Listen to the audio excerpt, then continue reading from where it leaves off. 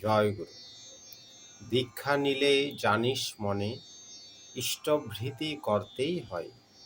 ইষ্টভৃতি বিহীন দীক্ষা কভু কিরে চেতন রয়। এই ইষ্টভৃতি আমরা কাটাই কাটাই করি না বলেই আমাদের জীবনে দুঃখ যায় না। পরম দয়াল ইষ্টভৃতি কিভাবে করতে হয় তিনি সুস্পষ্টভাবে তিনি বলে গেছেন। তিনি বলছেন, দিন গুজরানি আয় থেকে কর, ইষ্টভৃতি আহরণ, জল গ্রহণের পূর্বেই তা করিস ইষ্টে নিবেদন। নিত্য এমনি নিয়মিত যেমন পারিস করে যা, মাসটি যবে শেষ হবে তুই ইষ্টস্থানে পাঠাস্তা। ইষ্টস্থানে পাঠিয়ে দিয়ে আরও দুটি ভুজ্যি রাখিস, গুরু ভাই বা গুরুজনায় দুজনারে সেইটি দিস।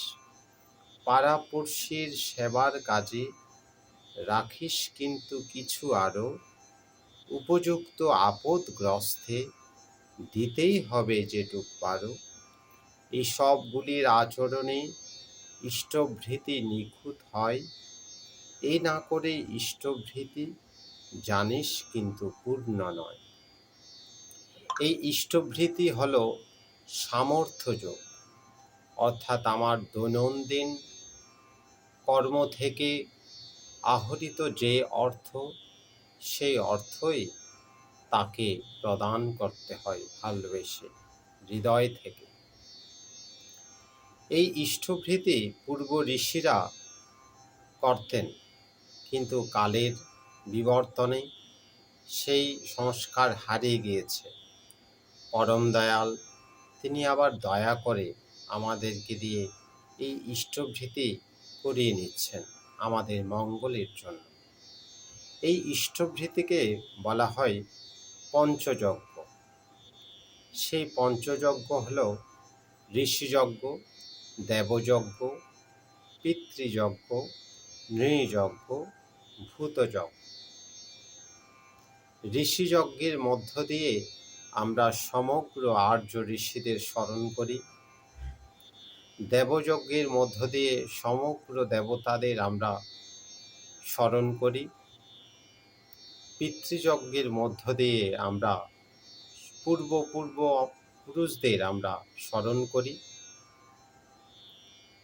নৃযজ্ঞের মধ্য দিয়ে সমস্ত নরনারায়ণ, সমগ্র বিশ্বের মানুষের আমরা মঙ্গল কামনা করি। ভূতযজ্ঞের মধ্য দিয়ে পশু পক্ষী গাছপালা যা কিছু আছে চরাচর সমস্ত কিছুর আমরা মঙ্গল কামনা করে থাকি। এই ইষ্টভৃতি হল নিকুম্বিলা যজ্ঞ। যদি কাটায় কাটায় পরিপালন করা যায় তবে কখনোই কোনো কিছুতেই আপনি অসফল হবেন না। রাবণপুত্র মেঘনাদ কখনো নিকুম্বিলা যজ্ঞ না করে তিনি কখনোই যুদ্ধে যেতেন না, ফলে তিনি সদা অজেয় থাকতেন। যেদিন তার নিকুম্বিলা যজ্ঞ পণ্ড হল সেদিন তার জীবনের সমাপ্তি ঘটল। এই ইষ্টভৃতি দ্রৌপদী প্রদান করেছিলেন শ্রীকৃষ্ণকে। যখন দূতসভার আগে শ্রীকৃষ্ণের সঙ্গে দেখা হয়েছিল, ভগবান খেলাচ্ছলে, তিনি তো অন্তর্যামী, সবই জানতেন। খেলাচ্ছলে তার একটু করে হাত কেটে ফেলেছিলেন। সেটি দেখে দ্রৌপদী তার কাপড়ের আঁচল দিয়ে সেই গোবিন্দের হাতখানি বেঁধে দিয়েছিলেন। ওই কাপড়ের টুকরাখানেই ইষ্টভৃতি। ফলে যখন তার দুর্দিনের সময় এলো, সেই দূতসভায় যখন তার বস্ত্রহরণ হলো, অন্তর্যামী ভগবান তিনি হাজার হাজার হাজার হাজার কাপড় দ্রৌপদীকে তিনি বস্ত্র প্রদান করেছিলেন। ফলে তার লজ্জা নিবারণ হলো। তাকে বস্ত্রহরণ যে অসম্মান থেকে তিনি বেঁচে গিয়েছিলেন, তার একমাত্র ফল হলো ইষ্টভৃতি। তাই হোসনা যোগী হোসনা জ্ঞানী, গোসাই গোবিন্দ যায় না হোস, যজন যাজন ইষ্টভৃতি, না করলে তুই কিছুই নোস। এই ইষ্টভৃতি যদি কাটায় কাটায় পরিপালন করা যায়, তবে আপনি আপনার জীবনে কখনোই অসফল হতে পারেন না। তাই যজন যাজন ইষ্টভৃতি, করলে কাটে মহাভীতি। মহাভয় থেকে আমরা পরিত্রাণ পেতে পারি।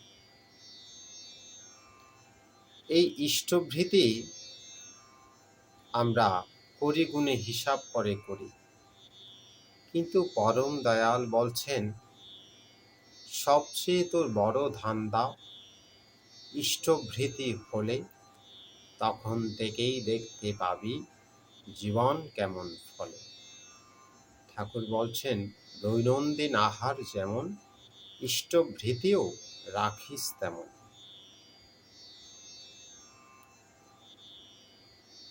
ইষ্টভৃতি হল মূলত ভোজ্য।